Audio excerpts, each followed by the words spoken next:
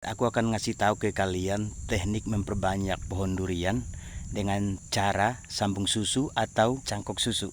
Ini dia guys, pohon durian yang udah aku sambung susu. Ini ada 2 buah ya. Oke, sama-sama perhatiin video ini ya. Aku mau jelasin satu persatu. Ini aku tanam durian di tanah ya. Dan aku tanam nih 2 batang durian entah berantah, sembarang durian maksudnya, dari biji maksudnya. Gini dia guys caranya. Ini kan cabang nih, bercabang yang musangkingnya sama ini. Kita dekatin, kita sayat atau kita iris kulit batang durian yang di polybag sama cabang yang ini.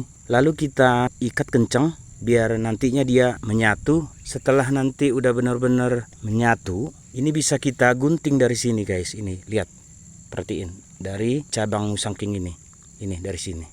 Kalau udah dipotong ini, ya udah, ini udah bisa dipindah ke lahan. Sambung susu ini udah sangat populer di kalangan petani durian guys, karena kemungkinan hidupnya tuh atau berhasilnya tuh bisa dikatakan 99,99% guys. Karena kan sekarang keduanya masih memasuk nutrisi ke atas gitu ya. Kalau ada teman-teman yang nanya, loh itu emangnya nanti bakal cepat berbuah? Karena kan yang disambung dari batang yang kecil yang belum berbuah. Menurut yang aku tahu pun, kalau kita sambung pucuk harus dari batang yang udah tua, yang udah berbuah, sehingga nanti bakal cepat berbuah. Tapi kalau yang dikerjakan dari bibit yang sekecil ini, ya kemungkinan besar sih katanya bakal lama juga berbuah. Tapi gimana lagi, apa boleh dikata, emang kita nggak ada bahan entris dari yang udah berbuah guys.